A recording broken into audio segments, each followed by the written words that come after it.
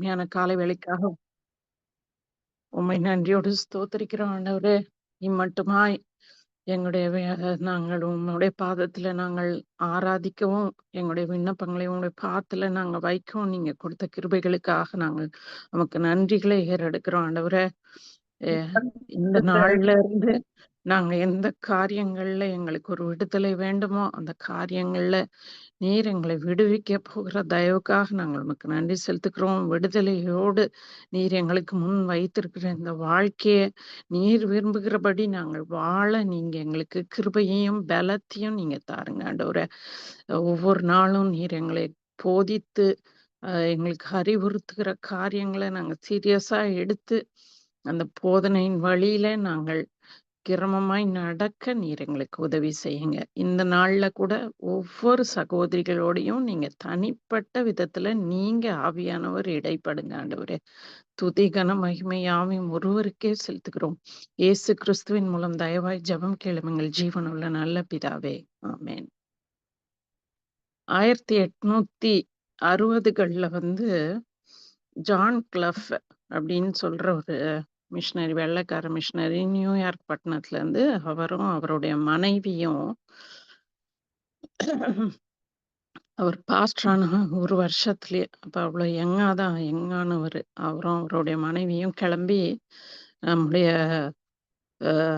ஆந்திராவில் இருக்கிற ஓங்கோல் பட்டணத்துக்கு வர்றாங்க. 2 பேரும் மிஷனரிகளா கிளம்பி வர்றாங்க. ஆண்டவருடைய வழி நடத்துதலின்படி அவங்க வந்தது எதனாலன்னா 11 வருஷமா அங்க இருக்கிற ஒரு 11 வருஷமா அங்க இருக்கிற ஒரு மிஷனரியும், அவங்க தெலுங்கு மிஷனரி, அவரும் ஒரு 3 தெலுங்கு லேடிஸ், 3 பெண்களும் சேர்ந்து ஜெபித்த அந்த ஜெபம், எங்களுக்கு ஒரு மிஷனரிய தாங்க, இந்த இடத்துல ஒரு பெரிய ஒரு எழுப்புதலை கட்டளையிடுங்க, இன்னும் அநேகர் உண்மை அறிந்து கொள்ளணும்னு அவங்க பண்ண அந்த ஒரு இடைவிடாத ஜெபத்துக்கு ஆண்டவர் கொடுத்த பதிலா இந்த ஜான் கிளஃப் தம்பதி அவங்க அங்க இறங்குனாங்க. அவங்க வந்த உடனே அந்த இடத்துல உண்மையாவே ஒரு பெரிய ஆண்டவரோட ஒரு பெரிய எழுப்புதலை அந்த இடத்துல பார்த்தாங்க. நிறைய பேரு அப்படியே கொஞ்சம் கொஞ்சமா 20 பேர், 30 பேரு, 60 பேரு, 100 பேரு அப்படியே வர ஆரம்பிச்சுட்டாங்க. எல்லா தெலுங்கு பேசுற மக்களும். இப்ப இதுல ஒரு பிரச்சனை என்ன ஆச்சுன்னா, இவங்க வர்றதுக்கு முன்னாடி வரைக்கும் இந்த உயர் சாதியினர் அவங்க மட்டும்தான் அந்த சபைகளுக்கு வந்துகிட்டு இருந்தாங்க. சபைகள்னா என்ன, ரொம்ப கம்மி பேர் தான் ரட்சிக்கப்பட்டிருந்தாங்க. அவங்க மட்டும்தான் வந்துட்டு இருந்தாங்க. ஆனா இவர் வந்ததுக்கு அப்புறம் மடிகாசுன்னு சொல்லப்படுற தீண்டத்தகாத ஒரு குரூப் இருக்காங்க. அவங்க ஏன் தீண்டத்தகாதவர்கள்னா, அவங்க இந்த தோலை வச்சு என்னெல்லாம் செருப்பு தைக்கிறது, பை செய்ற வேலை, அந்த தோல வச்சு என்னெல்லாம் செய்றாங்களோ, அந்த குரூப் அவங்க. அந்த தோல அவங்க அந்த தொழில் செய்றதால அவங்க தீண்டத்தகாதவர்கள். அ இப்ப இப்ப அவங்க பெரிய அளவுல இந்த சுவிசேஷத்த கேட்டு ரட்சிக்கப்பட்டு சபையில சேர்க்கப்படுறாங்க. இப்ப ஒரு பெரிய குழப்பம் என்ன, இந்த ஜான் கிளஃப் தம்பதிக்கு இவங்க இந்த தீண்டத்தகாதவர்கள் இந்த சபைக்கு வரும்போது, ஆல்ரெடி இருக்கிற உயர் சாதியினர், இன்னும் ரட்சிக்கப்படுகிற உயர் சாதியினர் அந்த சபைய விட்டு போற அ ஒரு நிலைமை. ஏன்னா, அப்படி 2 பேரும் சேர்ந்தெல்லாம் இருக்க மாட்டாங்க, ஒரு இடத்துல. ஒண்ணு இவங்க இருக்கலாம், இல்ல அவங்க இருக்கலாம். இப்ப இவங்க 2 பேருக்கும் ஒரு பெரிய குழப்பம். ஆண்டவர் நம்மள நியூயார்க் பட்டணத்துலருந்து நம்மள ஓங்கோலுக்கு கூட்டிட்டு வந்திருக்கிறாரு. இதுல கடவுளோட சித்தம் என்ன? அப்டின்னா, நம்ம 2 பேரும் தனியா நம்ம ஆண்டவர கேட்போம் அப்டின்னு சொல்லி 2 பேரும் சேர்ந்து ஜெபிக்கிறாங்க. ஜெபித்து வேதத்த ஆராயும்போது 2 பேரையும் ஆண்டவர் 1 கொரிந்தியர் 1ஆம் அதிகாரம் 27, 28வது வசனத்துக்கு நேரா ஹஸ்பண்ட், ஒய்ஃப் தனித்தனியா பண்றாங்க. 2 பேருக்கும் இதே வசனத்த குடுக்குறாரு. யாராவது வாசிக்கிறீங்களா? 1 கொரிந்தியர் 1. ஞானிகளை வெட்கப்படுத்தும்படி தேவன் உலகத்தில் பைத்தியமானவைகளை தெரிந்து கொண்டார். பலமுள்ளவைகளை வெட்கப்படுத்தும்படி தேவன் உலகத்தில் பலவீனமானவங்களை தெரிந்து கொண்டார். உள்ளவைகளை அவமாக்கும்படி உலகத்தின் இழிவானவைகளையும் அற்பமாய் எண்ணப்பட்டவைகளையும் இல்லாதவைகளையும் தேவன் தெரிந்து கொண்டார். ஆமென். அப்ப இவங்களுக்கு ரொம்ப உறுதியாயிருச்சு. ஆண்டவர் எதுக்கு வந்தாரு? அற்பமா எண்ணப்படுறவங்க, இல்லாதவங்க, இழிவா எண்ணப்படுறவங்க அவங்களுக்காக வந்தாருன்ற அந்த ஒரு பெரிய அவங்களுக்கு ஒரு உறுதி கிடைச்சது. நம்மளுக்கு ஏசாயால கூட பார்த்துருக்குறோம். இயேசுவானவர் எதுக்கு வந்தாரு? தரித்திரருக்கு சுவிசேஷம் சொல்லும்படியா. இவங்க மடிகாசுக்கு சொல்லலைன்னா, இவங்க மடிகாச தன்னோட சபைக்குள்ள உள்ள அலோவ் பண்ணலன்னா, வேற யாருமே இதுக்கப்புறம் பண்ணவே மாட்டாங்க. அப்ப இவங்கள தான் அதுக்காக தெரிந்தெடுத்திருக்காரு. அந்த தீர்க்கமான அந்த ஆண்டவரோட சித்தம் இதுதான்றத தெரிஞ்ச உடனே, அப்புறம் ரொம்ப சந்தோஷமா அவங்க அந்த ஊழியத்த பார்த்தாங்க. அவங்க தங்களோட அந்த இதெல்லாம் முடிச்சு, அவங்க அவங்க போய் ரொம்ப வயோதிப காலத்துல தங்க ஊருக்கு திருப்பி போகும்பொழுது, 60,000 பேர் இருக்கிற ஒரு பெரிய ஒரு மடிகாசோட கிறிஸ்தவ சபைய அங்க ஸ்தாபிக்கும்படியா ஆண்டவர் அவங்களுக்கு ஒரு பெரிய கிருபை குடுத்தாரு. எதனால? அவங்க அந்த தேவனோட சித்தத்த அவங்க அறிந்து கொண்டாங்க. நம்ப நான் கொலோசையர் 1:9 சொல்லுது. கொலோசையர் 1:9 சொல்லுது, "இது நிமித்தம் நாங்கள் கேட்ட நாள் முதல்" அதை கேட்ட நாள் முதல் உங்களுக்காக இடைவிடாமல் ஜெபம் பண்ணுகிறோம். "நீங்கள் எல்லா ஞானத்தோடும், ஆவிக்குரிய விவேகத்தோடும், அவருடைய சித்தத்தை அறிகிற அறிவினாலே நிரப்பப்படும்." பவுல் சொல்றாரு, நீங்க எப்படி இருக்கணும்? அவருடைய சித்தத்தை அறிகிற அறிவினாலே நிரப்பப்படணும். நான் நினைக்கிறேன், இந்த ஒரு காரியம் நம்ம லைஃப்ல இருந்துச்சுன்னா, நம்மளுக்கு பெரிய மேன்மை தான். அது கஷ்டமோ, நஷ்டமோ நம்ம பார்வையில அப்படி தெரியலாம். ஆனா, அவரோட சித்தத்த அறியிற அறிவு மட்டும் நமக்கு இருந்தா, எத்தனையோ இடர்பாடுகள், எத்தனையோ துன்பங்கள்ல இருந்து நாமே நம்மள காப்பாத்திக்கிறதுக்கு இது ஒரு பெரிய ஒரு ஒரு வெப்பன் மாரி நமக்கு இருக்கும். இதுல என்ன சொல்றாரு, அவருடைய அந்த அறிவினால நம்ம நிரப்பப்பட்டிருந்தோம்னு வச்சுக்கோங்களேன். ஒண்ணுத்தால ஒரு பொருளால ஒண்ணு நிரம்பி இருந்தா, வேற இதுக்கு அதுல இடம் கிடையாது. இப்ப அவரோட சித்தத்த அறிகிற அறிவினால நம்ம நிரப்பப்பட்டிருந்தோம்னா, அறியாமைக்கு அந்த இடத்துல இடம் இல்ல. நம்ம சொல்ல முடியாது. நான் தெரியாம செஞ்சுட்டேன். நான் அவசரத்துல செஞ்சுட்டேன். இதான் சித்தம்ன்னு எனக்கு தெரியல. நான் டக்குன்னு அந்த மொமெண்ட்ல செஞ்சுட்டேன். இல்ல எனக்கு அந்த அறிவு இல்ல அப்படின்னு நம்ம சொல்ல முடியாது. ஏன்னா, நானும் நீங்களும் எப்படி இருக்கணுமா, அவருடைய சித்தத்தை அறிகிற அறிவினால அப்படியே நிரப்பப்பட்டு இருக்கணுமா. நம்ம இது ரொம்ப தெரிஞ்ச வசனங்கள் நமக்கு. ஆண்டவருடைய சித்தம் என்னன்றது. நம்ம அனுதினம் வேதத்த தியானிக்கும்போது கூட நம்மளோட நோட் ஒண்ணு வச்சிருப்போம்ல. அதுல கடைசி பக்கத்துல ஒரு பக்கத்த விட்டு தேவனுடைய சித்தம்ன்னு போட்டுட்டு, நம்ம அப்பப்ப வாசிக்கும்போது எது நம்ம கண்ல இது பண்ணுதோ, அத நம்ம அதுல எழுதிக்கலாம். நான் சொல்றது தான் ஃபைனல் கிடையாது. நான் எனக்கு தெரிந்தவைகள நான் எழுதி வைத்திருக்கிறேன். அத மாத்திரம் உங்க கூட நான் இது பண்றேன். 1 தீமோத்தேயு 2:4 எல்லா மனுஷரும் ரட்சிக்கப்படவும், சத்தியத்தை அறிகிற அறிவை அடையவும் அவர் சித்தமுள்ளவராய். இதுதான் அடிப்படை. எல்லா மனுஷரும் ரட்சிக்கப்படணும். அவருடைய சித்தத்தை, அவருடைய சத்தியத்தை அறிகிற அறிவு. ஒண்ணு ரட்சிப்பு, அடுத்து அவரோட சத்தியத்தை அறியணுன்றது தான் அவர் சித்தமுள்ளவராய் இருக்கிறார். அதனால தான் நானும் நீங்களும் இந்த இடத்துல உட்கார்ந்து அவருடைய வேதத்த நம்ம தியானித்துக் கொண்டிருக்கிறோம். இதுதான் அடிப்படை ஒரு ஆண்டவரோட பிள்ளைக்கே. அதேபோல 2 பேதுரு 3:9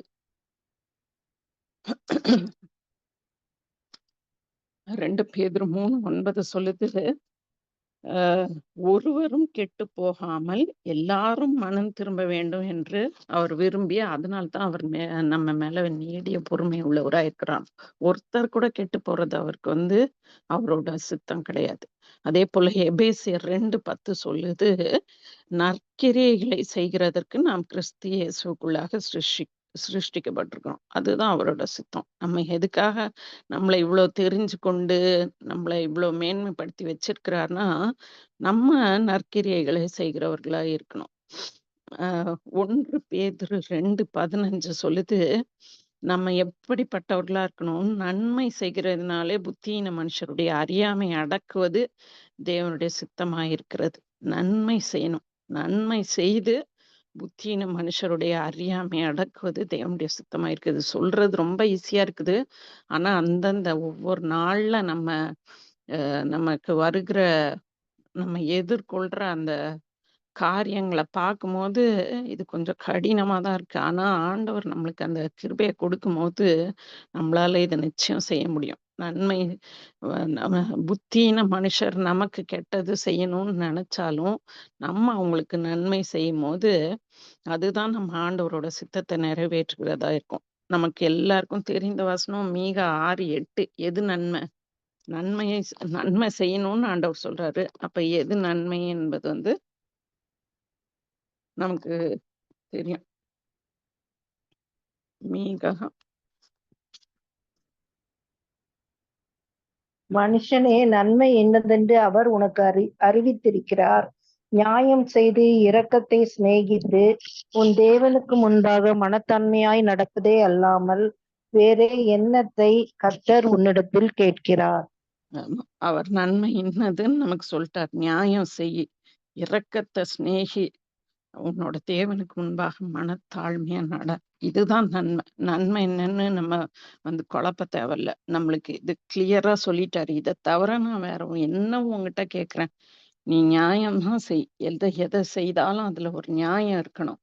இரக்கத்தை சிநேகி. எல்லார் இடத்துலயும் இரக்கத்தை காண்பி. அது தகுதி உள்ளவங்க, தகுதி இல்லாதவங்களுக்கு தான் முக்கியமா அந்த இரக்கத்த காட்ட சொல்றாரு. அப்பனா தானே அது நற்கிரியைகள் லிஸ்ட்லயே வரும். அ அப்பனா தான் நம்ம புத்தியீன மனுஷருடைய அறியாமைய நம்ம அடக்க முடியும். அதுதான் தேவன் நம்மை குறித்து வைத்திருக்கிற சித்தமா இருக்கிறது. இன்னொன்னு நம்ம பர்சனல் இது. 1 தெசலோனிக்கேயர் 4:3லாம் சொல்லுது. நீங்கள் பரிசுத்தம் உள்ளவர்களாக வேண்டும் என்பதே தேவனுடைய சித்தமா இருக்கிறது. அதுதான் அவரோட சித்தம். நம்ம பரிசுத்தம் நம்ம கிட்ட ஒரு வ எந்த அசுத்தத்திற்கான இதுக்கும் இடமே கிடையாது. அந்த கிரியைகளுக்கோ, அந்த எண்ணங்களுக்கோ, அந்த செய்கைகளுக்கோ நம்மகிட்ட இடமே இருக்கக்கூடாது. பரிசுத்தமா நம்ம இருக்கணும். அதுதான் ஆண்டவரோட சித்தமா இருக்கிறது நம்மளை குறித்து. மத்தேயு 6:33 நம்ம எல்லாருக்கும் தெரியும். முதலாவது தேவனுடைய ராஜ்யம், அவருடைய நீதி. இத நம்ம தேடுறவங்களா இருக்கணும். அதுதான் அவரோட சித்தம் நம்மள குறிச்சு. நம்ம எப்படிப்பட்டவங்களா இருக்கணும்? ஆண்டவரோட காரியங்கள முதலாவது தேடுறவங்களா, அவரோட நீதிய தேடுறவங்களா இருக்கும்போது, அவர் எல்லாவற்றையும் கூட கொடுக்க, அவர் உண்மையும், அவர் நீதி உள்ளவரா இருக்கிறாரு. அதனால நம்ம அவரோட நீதிய தேடும்போது, நம்முடைய காரியங்கள அவர் பார்த்துக் கொள்கிறாரு. நம்ம ஏன் அவரோட சித்தத்த செய்யணும்? இதெல்லாம் தேவனுடைய சித்தம்னு தெரியுது. ஏன் நம்ம அவரோட சித்தம் செய்யணும்? ஏன்னா, ரோமர் 12:2 221வது பக்கம். நீங்கள் இந்த பிரபஞ்சத்திற்கு ஒத்த வேஷம் தெரியாமல் தேவனுடைய நன்மையும் பிரியமும் பரிபூரணமான சித்தம் இன்னதென்று பகுத்தறியத்தக்கதாக உங்கள் மனம் புதிதாகிறதினாலே மறுரூபமாகுங்கள். ஏன் நம்ம அவருடைய சித்தம் செய்யணுமா? ஏன்னா அவரோட சித்தம் நன்மையானது. அவரோட சித்தம் தேவனுக்கு பிரியமானது. அவரோட சித்தம் பரிபூர்ணமானது. நானும் நீங்களும் நம்மளோட ஐடியா, நம்மளோட காரியங்கள், நம்ம ஸ்மார்ட்னஸ்ஸு, நம்ம புத்திசாலித்தனத்துல நம்ம செய்கிற காரியங்கள்ல இப் நிச்சயமா அது ஃபுல்லா இப்படி பரிபூர்ணமானதா இருக்காது. ஆனா ஆண்டவரோட சித்தம் செய்யும்போது, அது நன்மையா இருக்குது, அது பிரியமா இருக்குது, அது பரிபூர்ணமா இருக்குது. அதனால தான் நம்ம அவரோட சித்தம் செய்யணும். அதுக்கப்புறம் மத்தேயு 7:21 ஏன் நம்ம அவரோட சித்தத்த செய்யணும்? மத்தேயு 7:21 பரலோகத்தில் இருக்கிற என் பிதாவின் சித்தத்தின்படி செய்கிறவனே பரலோக ராஜ்யத்தில் பிரவேசிப்பானே அல்லாமல் என்னை நோக்கி கர்த்தாவே கர்த்தாவே என்று சொல்லுகிறவன் அதில் பிரவேசிப்பதில்லை. ஆமென். நம்ம என்னன்னா, கர்த்தாவே கர்த்தாவேன்னு நம்ம கூப்பிட்டு என்னெல்லாம் செஞ்சாலும் அதுல பிரயோஜனம் இல்ல. என் பிதாவினுடைய சித்தத்தை செய்தா மாத்திரம் தான் நம்ம பரலோகம் போ முடியும். நம்மளோட அல்டிமேட் கோல், நம்மளோட இலக்கு என்னது? நம்ம ஆண்டவரோட ராஜ்யத்துல அங்க மேல அவரோட இருக்கணும். அதுதான் நம்மளோட கோலு. அப்ப அவரோட சித்தத்த அதுக்காக தான் செய்றோம் நம்ப. அது ரொம்ப முக்கியமான காரியம். அ மத்தேயு 18:14 சொல்லுது, இந்த சிறியவரில் ஒருவனாகிலும் கெட்டு போவது பிதாவின் சித்தம் அல்ல. இப்ப மத்தவங்க கெட்டு போகக்கூடாதுன்றதுக்காக நம்ம பிதாவோட சித்தம் செய்யணும். மத்தவர்களோட நன்மைக்காக இப்பல்லாம் இப்ப இவ்வளவு தூரம் வாசித்தது வந்து என்னோட சொந்த நன்மைக்காக. ஆனா இப்ப இந்த மத்தேயு 18:14 சொல்லுது, இந்த சிறியரில் ஒருவனாகிலும் கெட்டு போகுது. ஏன்னா மற்ற மனுஷருக்கும் நம்ம இடரலா இல்லாதபடி அவர்களுக்கு எதுக்காக நம்ம மற்றவங்களுக்கு சுவிசேஷத்தை சொல்றோம்? அது பிதாவோட சித்தம். ஏன்னா அவங்களும் கெட்டு போகக்கூடாது, அவங்களும் பரலோக ராஜ்யத்தை வந்து அடையணும் அப்படின்னு அவர் சித்தம் உள்ளவரா இருக்கிறாரு. அதனால மற்றவர்களுடைய நன்மைக்காக நம்ம பிதாவோட சித்தம் வந்து செய்யணும். அதனாலதான் இயேசுவானவர் வந்து மற்றவர்களோட நன்மைக்காக தான் அவரு அந்த பரலோகத்தையே விட்டு பூலோகத்துக்கு இறங்கி வந்தாரு.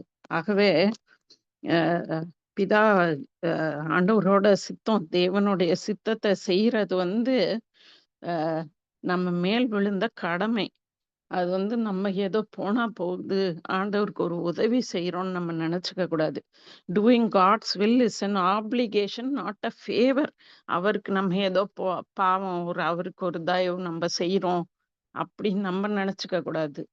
அது இந்த செய்யறது வந்து நம்ம மேல விழுந்த கடமையா இருக்கிறது. இல்லைன்னா நம்ம நம்ம இங்க அழைக்கப்பட்ட அழைப்பே அதுல வீணா போயிரும். நம்மளுக்கு அந்த தேவனோட சித்தத்தை அறிகிற அந்த அறிவும் இருந்து நம்ம அதை செய்யாம போயிடக்கூடாது.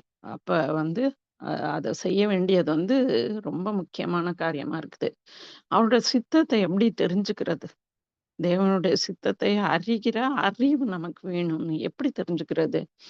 ஒண்ணு, தேவனுடைய வார்த்தையினால கிடைக்கிற உறுதி ஃபர்ஸ்ட். இன்னொன்னு, உள்ளான மனதுல இருக்கிற ஒரு நம்பிக்கை. நம்ம நிறைய நேரங்கள்ல வந்து சொல்லுவோம் தெரியுமா, நான் அடிச்சு சொல்றேன், இது இப்படி செஞ்சா இது இந்த மாதிரிதான் போய் முடியும், நான் அப்பவே சொன்னேன்ல அப்படின்னு. நம்ம நம்ம நிறைய நேரத்துல சொல்லுவோம், நம்ம இங்கிலீஷ்ல சொல்லுவோம் கட் ஃபீலிங். எனக்கு தோணுது இது இப்படிதான் நடக்க போகுது. இந்த உள்ளான மனதுல நம்பிக்கை இது என்ன சும்மா அப்படி வர்றதில்ல. நம்ம சின்ன வயசுல இருந்து இப்ப வரைக்கும் நமக்கு உள்ள இருக்கிற பண்புகள், நம்ம நம்ம சிந்தையில என்னதை போட்டு வச்சிருக்கிறோம், நம்ம அனுதினம் வேத வாசிக்கிறது, நமக்கு கிடைத்த அனுபவங்கள், மற்றவங்களுக்கு கிடைத்த அனுபவங்கள், மற்ற தேவ பிள்ளைகளோட வார்த்தைகள், இது எல்லாம் அவங்க வாழ்க்கையில நடந்த காரியங்கள், இப்படி அநேக காரியங்களை வந்து ஒரு பெரிய கம்ப்யூட்டர் மாதிரி நம்மளோட பிரெயின் வந்து ப்ராசஸ் பண்ணி உள்ள வச்சிருக்கு. அதனால வர்ற ஒரு உள்ளான மனதுல வர்ற நம்பிக்கை, அதுவும் நம்மளுக்கு அவரோட சித்தத்தை அறிகிற அறிவுல நமக்கு உதவியா இருக்குது. இன்னொன்னு, சந்தர்ப்ப சூழ்நிலைகள். சில நேரத்துல நமக்கு தெரியாது நம்ம ஏன் அந்த அந்த இடத்துல எப்படி அப்படி நம்ம நடந்துகிட்டோன்றதே நமக்கே அப்புறம் வந்து யோசிச்சு பார்த்தா ஆச்சரியமா இருக்கும். எப்படி நான் அதை அப்படி செஞ்சேனே தெரியலன்னு. அது வந்து அதுவும் அந்த சந்தர்ப்ப சூழ்நிலைகளை அப்படி ஆண்டவர் நம்மளுக்கு அப்படி சாதகமா கொண்டு வரும்போது நம்ம தெரிஞ்சுக்கலாம், ஓகே இது தேவனோட சித்தம். அதனால தான் நம்மளால அதை செய்ய முடிஞ்சிருக்கணும். ஏன்னா அவர் கொடுக்காம ஒரு விருப்பத்தையும் செய்கையும் கொடுக்கிறவர் அவர். அவர் தான் விருப்பத்தை கொடுக்கணும். ஒரு காரியத்தை நம்மளுக்கு பிடிக்கலன்னா நம்மளால செய்யவே முடியாது. ஆனா அந்த ஒரு சந்தர்ப்ப சூழ்நிலைகள் அவர் ஏற்படுத்தி கொடுக்கும்போது அதற்குரிய பலத்தையும் ஞானத்தையும் அந்த சூழ்நிலைகளையும் அவர் சாதகமாக்கி கொடுக்கிறாரு. அதனால நம்ம அநேக நேரங்கள்ல அவருடைய சித்தத்தை நம்ம செய்கிறோம். இன்னொன்னு, மூத்த தேவ மனிதர்களின் ஆலோசனை. மெச்சூர் கிறிஸ்டியன்ஸ் நல்ல இதுல வந்து வயதுன்றத வந்து நான் சொல்ல மாட்டேன். அவங்க எவ்வளோ வயசானவங்க மட்டும்தான் மெச்சூர் கிறிஸ்டியன்ஸ், மூத்த தேவ மனிதர்கள் நான் சொல்ல மாட்டேன். அவங்களோட கிறிஸ்துவோட இருக்கிற நடக்க. இப்ப ஏன் அப்படி நான் சொல்றேன்னா, இப்ப யோசேப்பு எவ்வளவு சின்ன தானியேலு அந்த ராஜாவுக்கு ஆலோசனை கொடுக்கும்போது அவருக்கு எவ்வளவு வயசு? இவங்கெல்லாம் கம்மி வயசு தான். ஆனா அவங்க கிறிஸ்துவோட அவங்களோட நடக்க வந்து அவர்களை முதிர்ந்தவர்களாக, கிறிஸ்துவுக்குள்ள முதிர்ந்தவர்களாக இருக்கிறவர்களுடைய ஆலோசனை. இது மூலமா நம்ம ஆண்டவரோட சித்தத்தை நம்ம அறிந்து கொள்ளலாம். ஃபர்ஸ்ட் வந்து கர்த்தருடைய வார்த்தைகள் மூலமாக உறுதிப்படுத்துதல். இது இது வந்து தாவீத போல இத அருமையா செய்தவன் வேற யாருமே இருக்க மாட்டான். எதுனாலும் உடனே ஓடுவான். ஆண்டவர்கிட்ட தான் போய் உடனே கேட்பான். ஆண்டவரே, நான் இந்த தண்டை பின்தொடரலாமா? இங்கிலீஷ்ல பாத்தீங்கன்னா ஹி என்கொயர்ட் ஆஃப் த லார்டுன்னு நிறைய இடத்துல இருக்கும். பார்த்தா அவர் எதுனாலும் போய் ஆண்டவர்கிட்ட தான் போய் உடனே கேட்பான். அதனாலதான் ஆண்டவர் சொல்றாரு, அவன் என் இருதயத்துக்கு ஏற்றவன், கேட்காம எதையும் செய்ய மாட்டான். 1 சாமுவேல் 30வது அதிகாரம் 8வது வசனம் சொல்லுது, தாவீது கர்த்தரை நோக்கி, நான் அதை பின்தொடர வேண்டுமா? நான் அந்த தண்டை பின்தொடர வேண்டுமா? அதை பிடிப்பேனா என்று கேட்டான். அதற்கு அவர், அதை பின்தொடர், அதை நீ பிடித்து சகலத்தையும் திருப்பிக் கொடு. இப்படிதான் ஒவ்வொரு இடத்துலயும் 2 சாமுவேல் 5:19 பாத்தீங்கன்னா இருக்கும். 2 சாமுவேல் 21:1 பாத்தீங்கன்னா அப்படி இருக்கும். எல்லாத்துலயும் பாத்தீங்கன்னா அவன் போய் போய் போய் போய் ஆண்டவர்கிட்ட கேட்பான். நமக்கு தெரியும் அவன் போய் கேட்காத ஒண்ணு. ஆண்டவரோட வார்த்தை வந்தாதான் அடுத்த ஸ்டெப் எடுத்து வைப்பான். மனுஷர் எல்லார் கூடயும் ஆயத்தமா இருப்பான். ஆண்டவர் சொல்லுவாரு, இந்த தண்டை நீ பின்தொடரு, நான் இதை உனக்கு கொடுப்பேன் அப்படின்னு சொன்னாருன்னா ஆண்டவர் கொடுப்பாரு. இவன் அதை கேட்டு அப்படியே நடப்பான். இவன் என்கொயர் பண்ணாத ஒரே காரியம் நமக்கு தெரியுமே, நீங்க சொல்லுங்க. அவன் ஆண்டவர்கிட்ட போய் கேட்காம செஞ்ச ஒரே பெரிய பாதக செயல் பச்சைபாலிடம் செய்த தவறு. உரியாவின் மனைவி. கரெக்ட். அதுக்கு மட்டும் ஆண்டவர்கிட்ட கேட்கல. எதுக்கு அதுக்கு ஆண்டவர் இப்படி போய் ஏபோத்தை கொண்டு வா, நான் வச்சு நான் போய் பத்சேபால எடுத்துக்கவான்னு அவசியமே இல்லை. ஏன்னா ஆண்டவர் 10 கட்டளையிலேயே சொல்லிட்டாரு, விபச்சாரம் செய்யாதன்னு சொல்லிட்டாரு. பிறனுடைய யாதொன்றையும் இச்சியாதிருப்பாயாக, அடுத்த மனைவியை இச்சிக்காதன்னே ஒரு கிளியர் கட்டு வசனம் இருக்குது அவனுக்கு. அவனுக்கு அந்த இது இருக்கும்போது இதுல போய் ஆண்டவர்கிட்ட கேட்கறதுக்கு என்ன இருக்குது அவனுக்கு? அதனாலதான் அவன் கேட்கவே இல்லை. கேட்காமயே அந்த மாதிரி ஒரு துணிகரமான ஆண்டவரோட சித்தத்துக்கு விரோதமா அவன் செய்தப்ப, அதுதான் அவனோட அந்த ஹோல் இதுலயே அவனுக்கு ஒரு பெரிய ஒரு பிளாக் மார்க்கா போயிடுச்சு அவனுக்கு. அவன் இல்லைன்னா எப்படி அவன் எவ்வளோ ஒரு ஆண்டவரோட இருதயத்துக்கு ஏற்றான். இது தாவீதோட வாழ்க்கை நமக்கு ஒரு படிப்பினை. எல்லா நேரங்கள்லயும் நம்ம ஆண்டவரோட சேர்ந்து இருக்கும்போது சில காரியங்கள் நமக்கு பிடிக்கும். ஆனா ஆண்டவரோட அது சித்தமா இருக்காதுன்றது நமக்கே தெரியும். சில வேளைகள்ல இது இருக்காதுன்னு, ஆனா அது நமக்கு பிடிச்ச காரியமா இருக்கலாம் ஒரு வேளை. ஆனா நம்ம ஜாக்கிரதையா இருக்கணும். எல்லா காரியங்கள்லயும் ஆண்டவரோட வார்த்தைக்கு நம்ம கீழ்ப்படியணும். இவன் இந்த வார்த்தைய ரொம்ப அசட்டை பண்ணிட்டான். அதனாலதான் அவனுக்கு பெரிய பெரிய கஷ்டங்கள் அவனோட வாழ்க்கையில இதனாலதான் வந்துச்சு. நாமளும் ஜாக்கிரதையா இருப்போம். நம்ம ஒன்னும் தாவீது மாதிரி நம்ம யாரையும் போய் இது பண்ண போறது இல்ல. ஆனா அந்த இச்சை அவன் எவ்வளவு பெரிய ஒரு ஒரு கிரிமினல் மாதிரி ஆயிட்டான் அவன். உரியாவை எங்க வைக்கணும், என்ன பண்ணணும், அப்படி ஒரு தான் கிட்ட கொடுத்த சவுல கொல்லாம விட்டவன் அது பண்ணா கூட அது நியாயம்தான். ஏன்னா சவுல் இவனை பின்தொடர்ந்து அவ்வளோ தொல்லை கொடுத்தான். அவனை கொன்னு இருந்தா கூட அது பாதகமா இருந்திருக்காது. ஆனா அப்ப கடவுளோட வார்த்தை அவனுக்கு ஞாபகம் வருது. கர்த்தர் அபிஷேகம் பண்ண மனுஷன் மேல நான் என் கைய போட மாட்டேன்னு. அப்ப பத்சேபாளை எடுத்துக்கும் போது விபச்சாரம் செய்யாதிருப்பாயாகன்ற அந்த ஆண்டவரோட வார்த்தையை அவன் மறந்து போனான். நம்ம நம்மளோட லைஃப்ல எல்லா காரியம், சின்ன காரியமோ பெரிய காரியமோ, நம்ம தேவனுடைய சித்தத்தை செய்கிறவர்களா, அவருடைய வார்த்தைக்கு நம்ம எல்லாத்துக்குமே நம்ம ஏதாச்சும் ஒரு இதை எதிர்பார்க்க தேவையில்ல. நம்மளுக்கு கையில பைபிள் கொடுக்கப்பட்டிருக்கு. அந்த காலத்துல இப்ப 2 நாளாகமம் 20வது அதிகாரத்துல யோசபாத்துக்கு மோவாப் புத்திரர், அம்மோன் புத்திரர், அவர்களோடைய அம்மோனியருக்கு அப்புறத்தில் உள்ள மனுஷன் ஏராளமான கூட்டம் இவனுக்கு எதிரா வந்துருச்சு. இவனுக்கு அவ்வளவு ஒரு பயம் வந்துருச்சு. அவனே சொல்றான், நம்ம கடவுளோட பிள்ளைங்க ஃபர்ஸ்ட் நம்ம டிரான்ஸ்பரண்டா இருக்கணும். நமக்கு என்ன செய்யுதுன்னு மத்தவங்க சொன்னா நம்மள பலவீனமானவங்க, இவங்க விசுவாசம் இல்லாதவங்க அப்படின்னு இல்ல. இந்த யோசபாத் சொல்றான் பாருங்க. அப்பொழுது 3வது வசனம், யோசபாத் பயந்து கர்த்தரை தேடுகிறதுக்கு ஒருமுகப்பட்டு யூதா முழுசும் உபவாசத்தை கூறுவித்து எல்லாரையும் கூப்பிடுறான்.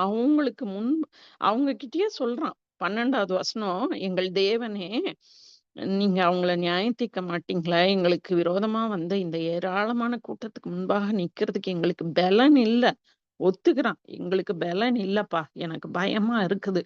என்னால இது கூடாத காரியம். எங்களுக்கு எங்களுக்கு எதிரா இவ்ளோ பெரிய கூட்டம் வந்திருக்குது அப்படின்னு சொன்னோனே, அப்ப அவங்களுக்கு இந்த பைபிள் கிடையாது. அப்ப அவங்களுக்கு தீர்க்கதரிசிகள குடுத்திருந்தாரு. அவர் மூலமா ஆண்டவர் பேசினாரு.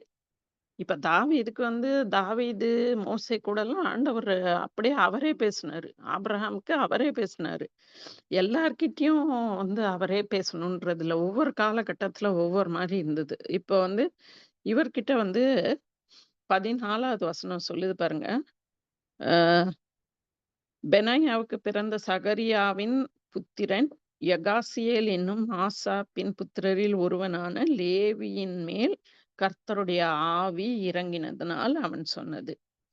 அப்ப ஆண்டவர் தன்னுடைய தீர்க்கதரிசி மேல தன்னுடைய ஆவிய ஊற்றி அவனுக்கு சொல்றாரு. இந்த யுத்தம் உங்களுடையது அல்ல, தேவனுடையது. இப்படி ஒரு வார்த்தை வந்த உடனே அவங்கள ஒரு பெரிய தைரியம் வந்துருச்சு. அப்ப தெரியுது. இது தேவன் நம்மளுக்கு ஒரு விடுதலைய குடுப்பாரு. அதுதான் அவரோட சித்தமா இருக்கிறது. நம்ம பயப்படக்கூடாது. அது அவரோட சித்தமா இருக்குது. உங்களுக்கு அதுக்கு பின்னாடி தெரியும். ஆண்டவர் அவங்களுக்குள்ளேயே ஒரு பெரிய கலகத்த அவங்களுக்குள்ளேயே உண்டாக்கி ஒருத்தருக்கு ஒருத்தர் விரோதமா அவங்களே வெட்டி மடிந்து போனார்கள். இவங்க செய்ய வேண்டியது ஒண்ணுமே இல்ல. ஆக ஆண்டவர் நெறைய காலகட்டத்துல நெறைய வழியில பேசுறாரு. புதிய ஏற்பாட்டு விசுவாசிகள் நமக்கு என்ன எப்படி பேசுறாரு? அவர் நம்மளுக்காக நம்முடைய கரங்கள்ல இந்த அருமையான வேதத்தை கொடுத்திருக்கிறாரு. உம்முடைய வசனம் என் கால்களுக்கு தீபமும் என் பாதைக்கு வெளிச்சமா இருக்கு. நம்ம இருட்டுல நடக்கும்போது கூட அவருடைய வசனம் எப்படி இருக்குது? என்ன சூழ்நிலைகள் நமக்கு இருந்தாலும் அவருடைய வசனம் அப்படியே நம்ம காலு எடராதபடிக்கு நம்ம அந்த வசனத்தை மாத்திரம் பிடிச்சுக்கிட்டோம்னா அது அப்படியே பிடிச்சு பிடிச்சு பிடிச்சு பிடிச்சு அவரோட சித்தத்தை நிறைவேற்றுறவங்களா இந்த பக்கம் அந்த பக்கம் தப்பி போயிட மாட்டோம். நம்ம ஒரு காரியம் மட்டும் இந்த வேதத்தை நம்ம வாசிக்கிற இந்த புதிய ஏற்பாட்டு விசுவாசிகளாகிய தேவ பிள்ளைகளாகிய நம்ம ஒரு காரியம் மட்டும் ஏதாவது ஒரு வசனத்தை எடுத்து இந்த அவுட் ஆஃப் கான்டெக்ஸ்ட் அந்த எந்த சந்தர்ப்ப சூழ்நிலையில சொல்லப்பட்டதோ அதை நம்ம விட்டுட்டு நம்ம அந்த ஒரு வசனத்தை மட்டும் பாதி வசனம் கட் பண்ணி அப்படி நம்ம மட்டும் இது பண்ணிடக்கூடாது. எல்லாத்தையும் வேதத்துல பேலன்ஸ்டா இருக்கும். எதுவுமே ஒரு தனியா இருக்காது. ஒரு சந்தேகப்படுற மாதிரி அப்படி டவுட்ஃபுல்லா ஒண்ணுமே இருக்காது. இப்ப யோவான் 14:14 யாராவது வாசிக்கிறீங்களா? யோவான் 14:14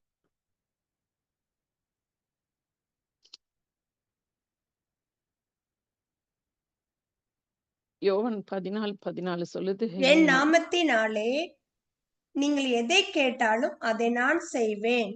கரெக்ட்.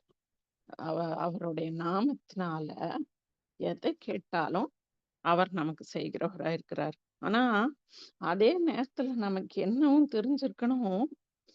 1 யோவான் 5:14 தெரிஞ்சிருக்கணும். யோவான் 14:14 தெரிந்த நமக்கு 1 யோவான் 5:14 தெரிஞ்சிருக்கணும்.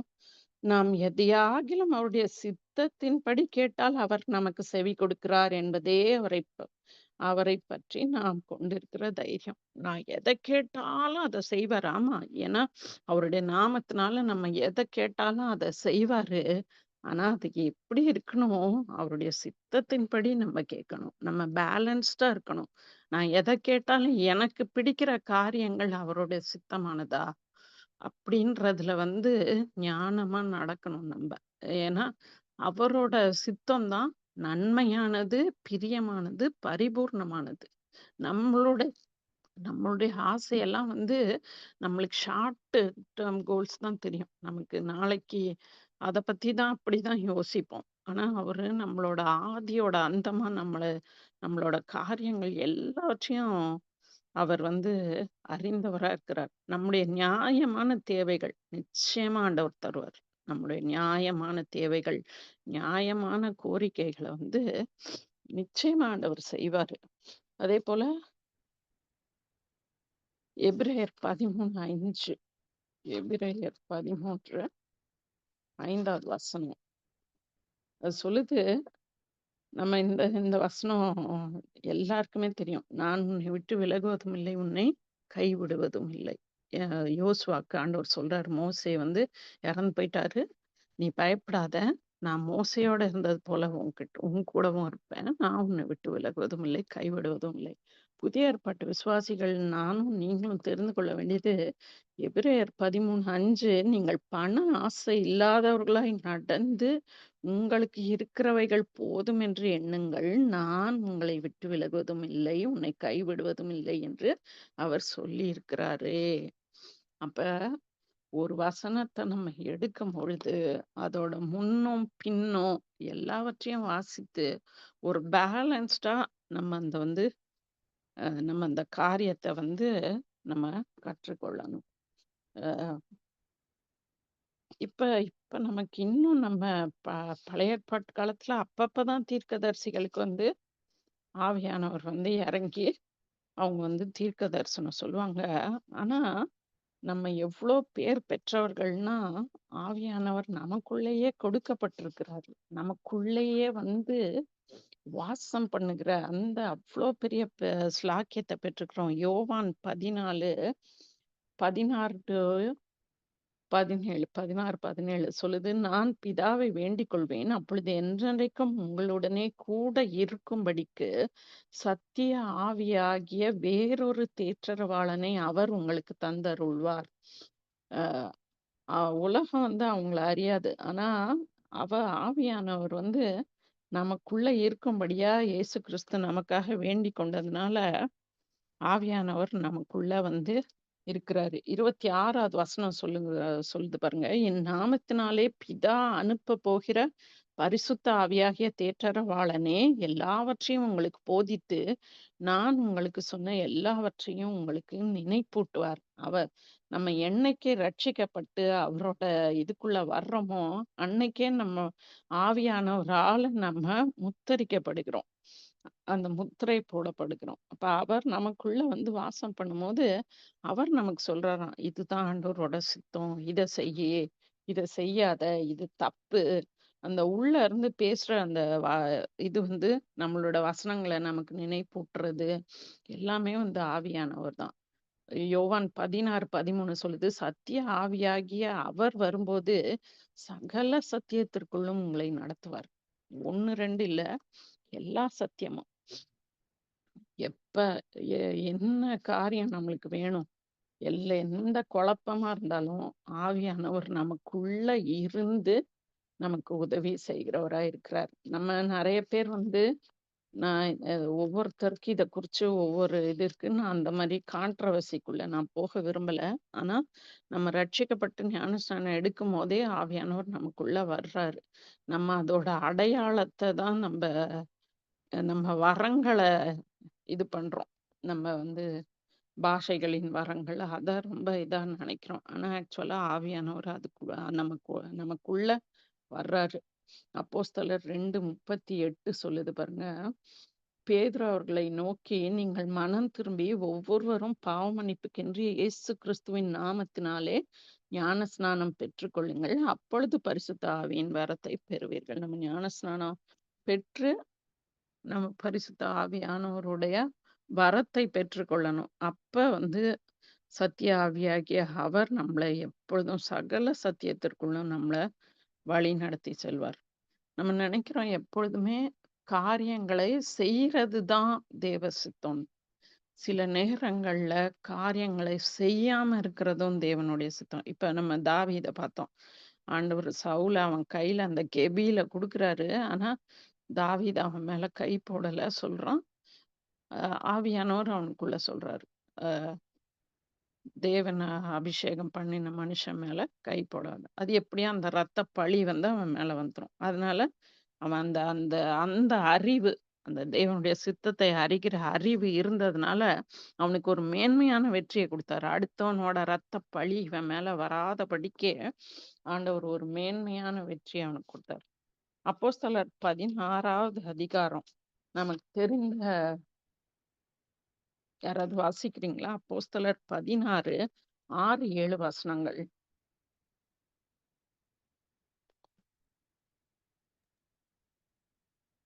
அவ்- அவர்கள் அவர்கள் பெருகியா கலத்தியா பெருகியா நாடுகளை கடந்து போன போது ஆசியாவிலே வசனத்தை சொல்லாதபடிக்கு பரிசுத்த ஆவியினாலே தடை பண்ணப்பட்டு மீசியா தேசம் மட்டும் வந்து பித்தீனியா நாட்டுக்கு போக பிரயத்தனம் பண்ணினார்கள். ஆவியானவரோ அவர்களை போக ஒட்டாதிருந்தார். ஆமென்.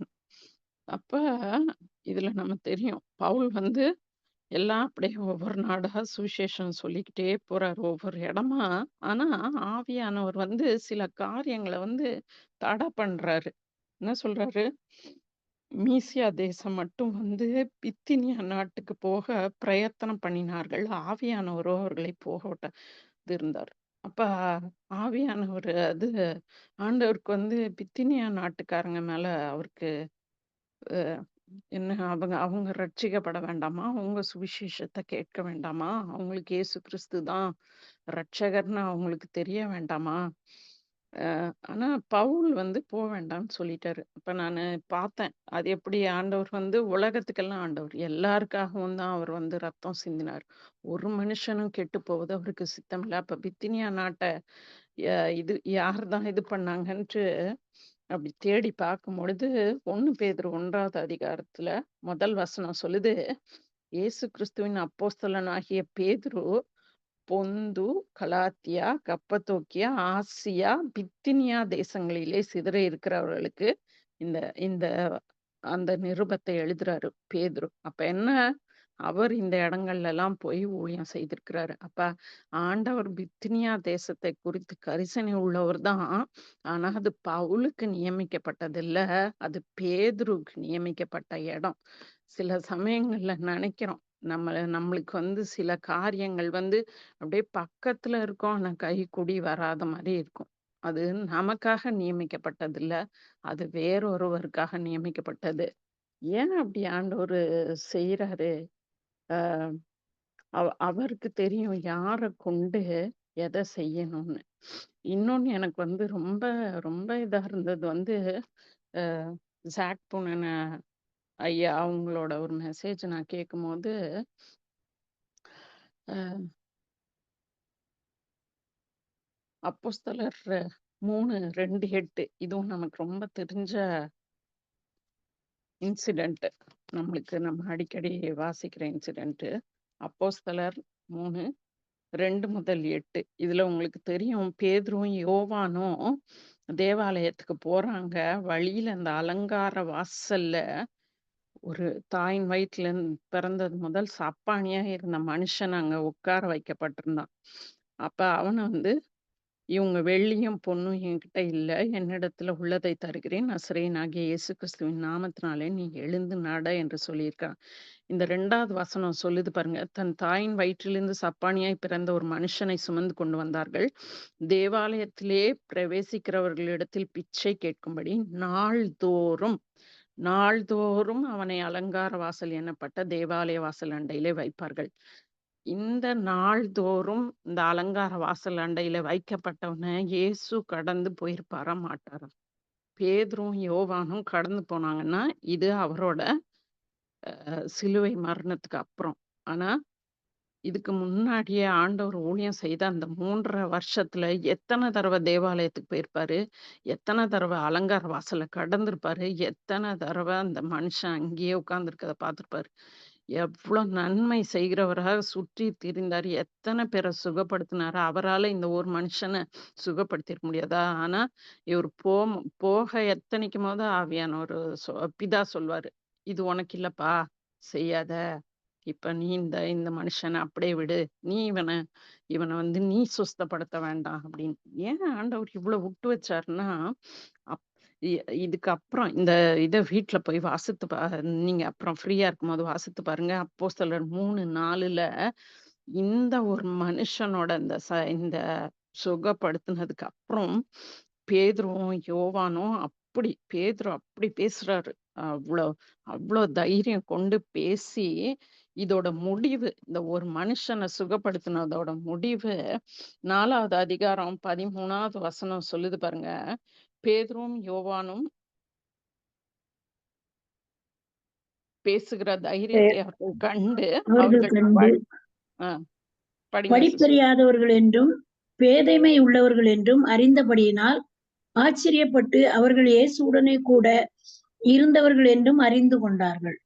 அது அது ஒண்ணு நடந்துச்சா, இவங்க இப்படி இவ்ளோ தைரியமாயிட்டாங்கன்னு தெரிஞ்சுச்சு. இன்னொன்னு 4:4 சொல்லுது, வசனத்தை கேட்டவர்களில் அநேகர் விசுவாசித்தார்கள். அவர்கள் தொகை ஏறக்குறைய 5000 இருந்தது. இந்த 5000 பேர அந்த ஒரே நாள்ல ரட்சிக்கும்படியா ஆண்டவர் இந்த ஒரு முடவன வந்து சப்பானிய வந்து இயேசுவானவர் அவரை குணப்படுத்துறதுல இருந்து அத பிரிவென்ட் பண்ணாராம். அப்ப இயேசுவானவர் எவ்வளோ தூரம் பிதா கூட அப்படியே கனெக்ஷன்லயே இருப்பாரு. அப்படியே கனெக்ஷன்லயே இருப்பாரு. எதை செய்யணும், எதை செய்யக்கூடாது, எது என்னோட எல்லைக்கு உட்பட்டது, எது எனக்கு அல்லாதது. ஏன்னா பின்னாள்ல வரப்போறது அவருக்கு தெரியும். இந்த இவ்ளோ பெரிய காரியத்தை ஆண்டவர் செய்யறதுக்காக வச்சிருக்காரு. நம்ம அதனால சில காரியங்கள் நமக்கு நடக்காம போகும்பொழுதோ அதை குறிச்சு நம்ம வருத்தப்பட வேண்டாம். ஏன்னா அது அது வந்து நமக்குரியது அல்ல. நமக்கு மேன்மையான ஒரு பங்கு வந்து ஆண்டவர் நிச்சயம் வச்சிருக்கிறார். யாரை கொண்டு எதை எப்ப எப்படி செய்யணும்னு தேவனுக்கு தெரியும். உங்களுக்கும் எனக்கும் தெரியாது. ஆனா யாரை கொண்டு எதை எப்ப எப்படி செய்யணும் இது எல்லாத்தையும் அறிந்தவர், சகலத்தையும் அறிந்தவர். அவர் நம்மளுக்கு நன்மையா செய்து கொடுப்பாரு. அதே போல நான் சொன்னேன், இன்னொரு எப்படி தேவனுடைய சித்தத்தை அறிகிற அறிவு நம்மளோட உள்ளான மனதுல ஒரு நம்பிக்கை, அதுக்கப்புறம் அந்த சூழ்நிலைகள், அந்த பிராக்டிக்கல் சூழ்நிலைகள், நடைமுறையில அந்த சூழ்நிலைகள் எப்படி வருதுன்னு இப்ப அஹ் யாத்ராகமம் 4வது அதிகாரம் 24 to 26. யாத்ராகமம் 4 24 to 26. இதுவும் நமக்கு தெரிந்த பகுதி. வழியிலே தங்கும் இடத்தில் கர்த்தர் அவருக்கு எதிர்பட்டு அவனை கொல்ல பார்த்தார். அப்பொழுது சிப்போரால் கருக்கான ஒரு கல்லை எடுத்து தன் புத்திரனுடைய நுனித்தோலை அறுத்து அதை அவன் கால்களுக்கு முன்பாக எறிந்து, நீர் எனக்கு இரத்த சம்பந்தமான புருஷன் என்றாள். பின்பு அவர் அவளை விட்டு விலகினார். அப்பொழுது அவள் விருத்த சேதனத்து நிமித்தம் நீர் எனக்கு இரத்த சம்பந்தமான புருஷன் என்றாள். கர்த்தர் ஆரோனை நோக்கி, நீ வனாந்தரத்தில் மோசேக்கு தேங்க்யூ. இதுல நம்ம சிப்போரால் செய்த காரியத்தை பாக்குறோம். ஆண்டவர் வந்து மோசைய வந்து கொல்ல எத்தனித்தார். அவனோட பையனுக்கு விருத்த சேதனம் பண்ணி கூட்டு வந்திருக்கணும். 8வது நாள்ல விருத்த சேதனம் பண்ணணும். ஆனா அப்படி பண்ணாதபடிக்கு அவன் விட்ட அந்த காரியத்தை, அந்த தேவனோட சித்தத்தை அவன் செய்யாம போனது அவனை கொல்ல பாக்குறாரு. ஆனா சிப்போரால் வந்து அந்த இடத்துல ஒரு நீங்க நினைச்ச அந்த கொஞ்சம் யோசித்து பாருங்களேன். ஒரு பிள்ளைய கூட்டிக்கிட்டு வர்றாங்க, மோசே வராரு.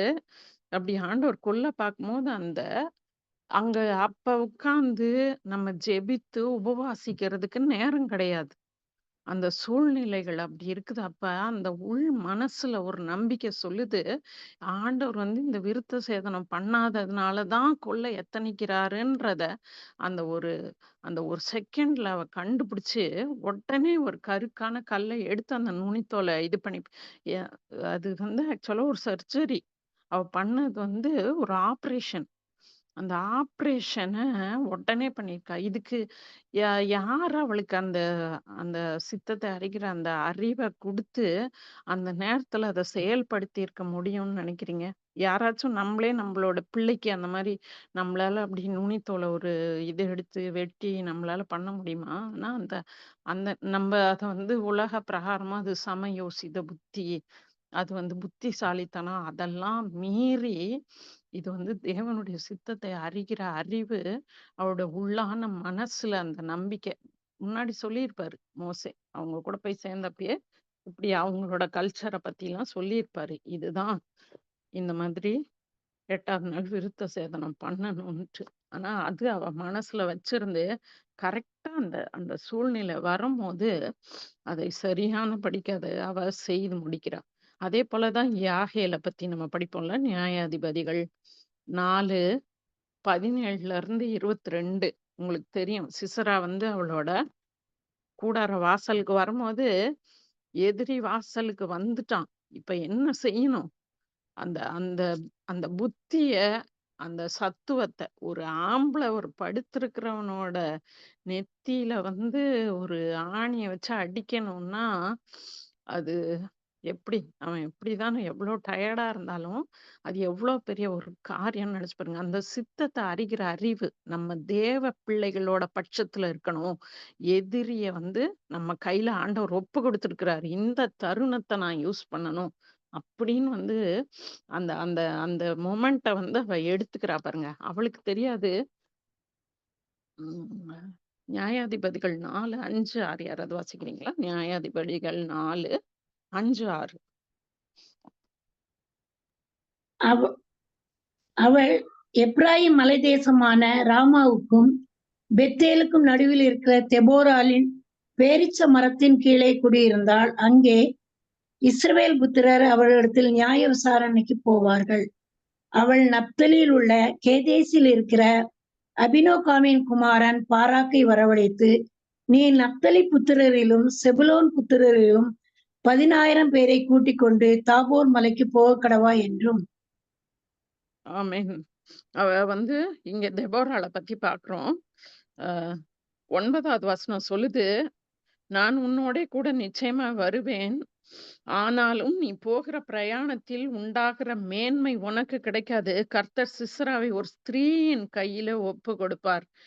இந்த ஸ்திரீயின் கையில ஒப்பு கொடுப்பார்ன்னு தெபோராள் சொன்ன இந்த தீர்க்க தரிசனம் யாகேலுக்கு தெரியவே தெரியாது. ஆனா, யாகேலுக்குள்ள இருந்த ஒரு திட நம்பிக்கை, ஆண்டவர் குடுத்த அந்த பலம், அவரோட சித்தத்த நிறைவேற்றுறதுக்கு அவர் குடுத்த அந்த அந்த அந்த தருணத்துல அவர் குடுத்தாரு பார்த்தீங்களா? அது அது ஒரு பெரிய ஒரு இது. அ அவளுக்கு இந்த இது தெரியாது. ஆனா, அவ அந்த காரியத்த ஆண்டவர் குடுத்த பலத்தினால, அவர் குடுத்த அந்த ஞானம், அவருடைய சித்தத்தை செய்கிற அந்த ஞானத்த குடுத்து அவரு இது பண்றாரு. அதே போல தான் ராகாப். ராகாபுக்கும் நேரம் கிடையாது. ஒண்ணு ஆண்டவரோட பிள்ளைங்க கூட இருக்கிறியா? இல்லன்னா அ எதிரி கூட இருந்து செத்து போறியா? அதான் அவளுக்கு டெசிஷன் எடுக்கணும். இப்ப தேவனோட சித்தம் எது? அவ தெரிஞ்சுக்கிட்டா. நான் ஆண்டவரோட பிள்ளைங்களுக்கு சாதகமா இருப்பேன். எபிரெயர் 11:31. எபிரெயர் 11:31 சொல்லுது.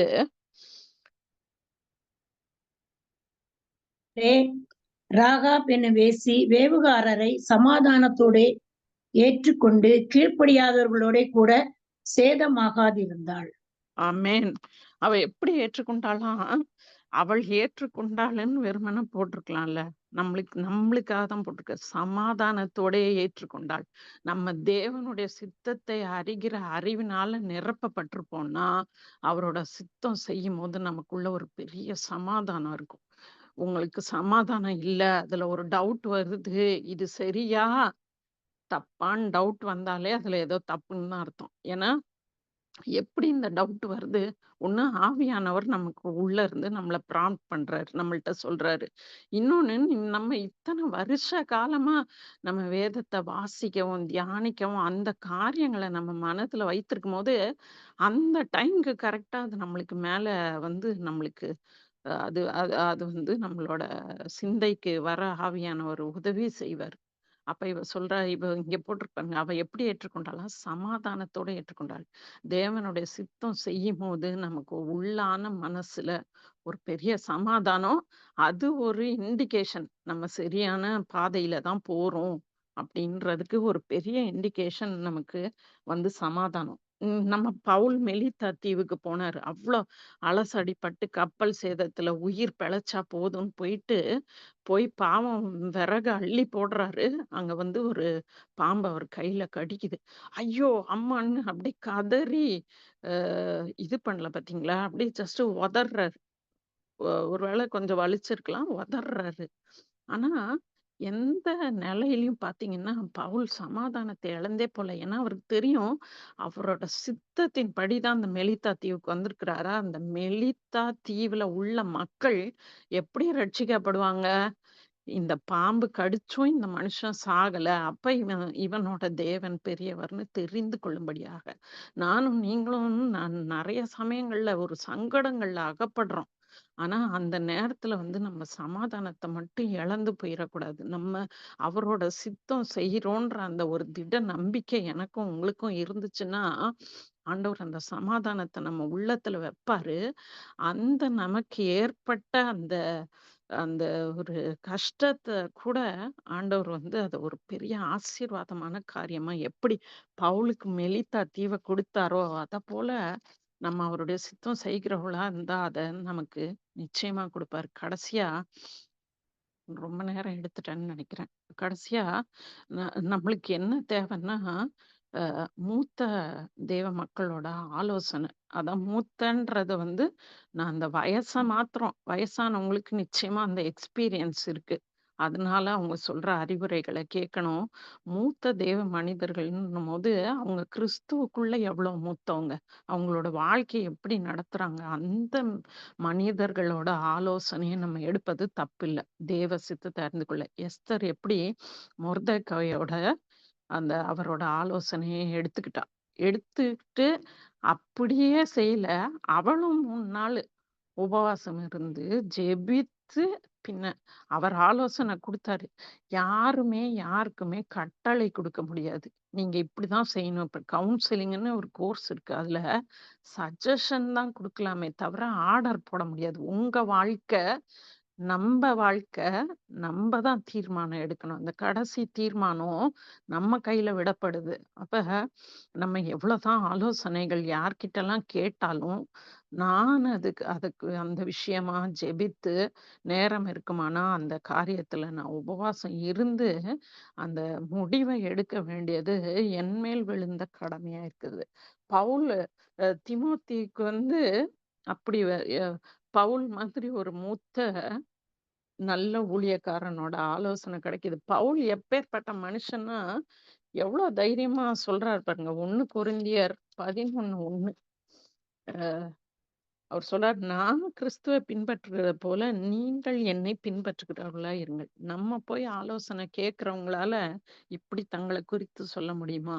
இல்ல நம்ம மற்றவர்களுக்கு ஆலோசனை சொல்கிறவர்களாக அந்த பொசிஷன்ல ஆண்டவர் நம்மள வச்சிருப்பார்னா, நம்மளால சொல்ல முடியுமா? நான் கிறிஸ்துவ பின்பற்ற மாரி நீங்க என்ன பின்பற்றுங்க. அப்படிப்பட்ட ஒரு வாழ்க்கைக்கு நம்மள அர்ப்பணிப்போம். ஏன்னா, அதுதான் அ அதுதான் அவரோட சித்தமா இருக்குது. அ எ எந்த எந்த எவ்ளோ பெரியவங்க கிட்ட நம்ம ஆலோசனை கேட்டாலும், முடிவு நம்ம கையில விடப்படுது. அத நம்ம ஞானமா எடுக்கணும். நம்மளுக்கு பைபிள்ல எத்தனையோ பேர் இருக்கிறாங்க. ரெகொபெயாம்லாம் எப்படி ஒரு ஆலோசனைய கேட்டான். அகித்தோப்பேலின் ஆலோசனை, அப்சலோமுக்கு எப்படி ஒரு வினையா முடிஞ்சது. அப்படி அந்த அந்த காரியங்கள்லாம் நீங்க வீட்ல போய் தியானித்து பாருங்க. அவங்க யார்கிட்ட போய் கேட்கிறோம்? நம்ம ஒரு ஆலோசனை கேட்கும்போது யார்ட்ட கேட்கிறோம்? கவனமா அவங்க கிறிஸ்துவ எந்த அளவுக்கு பின்பற்றி அவங்க வாழ்க்கையில அவங்க பிரதிபலிக்கிறாங்க. அவங்க வாழ்க்கை ஃபுல்லா சக்சஸ்ஃபுல்லா இருக்கணும்னு அவசியம் கிடையாது. ஏன்னா பவுலோட வாழ்க்கையில எத்தனையோ இடர்பாடுகள் வந்துச்சு. நம்ம அத பார்த்து ஏமாந்துறக்கூடாது. ஆனா அவங்க வாழ்க்கையில எப்படி கிறிஸ்துவ பிடிச்சுக்கிட்டு அவங்க கடைசி வரைக்கும் வந்தாங்கன்றத அததான் நம்ம பார்க்கணும். எல்லாத்துக்கும் மேல அ அவரு நமக்கு கொடுக்கப்பட்டிருக்கிற நல்ல பெஸ்ட் கவுன்சிலர் யாருன்னா இயேசு. ஏசாயா 9, 6, 7ல நமக்கு சொல்லுது, நமக்கு ஒரு குமாரன் கொடுக்கப்பட்டார். நமக்கு ஒரு பாலகன் பிறந்தார். நமக்கு ஒரு குமாரன் கொடுக்கப்பட்டார். கர்த்தத்துவம் அவர் தோளின் மேலும் இருக்கும். அவர் நாமம் அதிசயமானவர். அவர் ஆலோசனை கர்த்தராம்.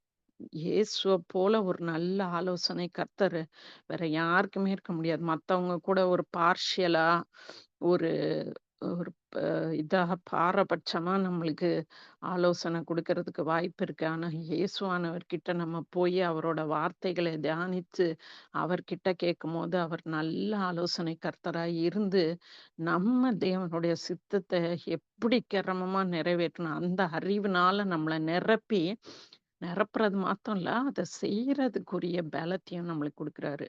முடிவாக ஏன் நம்ம தேவ சித்தத்தை செய்யணும்னா 1 யோவான் 2:17 1 யோவான் 2:17 சொல்லுது, உலகமும் அதன் இச்சையும் ஒளிந்து போம். தேவனுடைய சித்தத்தின்படி செய்கிறவனோ என்றென்றைக்கும் நிலைத்திருப்பான். தேவனுடைய சித்தத்தின்படி செய்கிறவனோ என்றென்றைக்கும் நிலைத்திருப்பான். நானும் நீங்களும் என்றென்றைக்கும் நிலைத்திருக்கும்படியாக, நித்திய ஜீவனை சுதந்திரிக்கும்படியாக, அவருடைய சித்தத்தை செய்கிறவர்களாக நம்ம நடப்போம். அந்த தேவனுடைய சித்தத்தை அறிகிற அறிவினால நம்ம நிரப்பப்பட்டிருக்கவும், அவருடைய சித்தத்தை செய்கிறதுக்கு வாஞ்சை உள்ளவர்களாக இருப்போம். கர்த்தர் தாமே நம்மை ஆசீர்வதிப்பாராக. ஆமென்.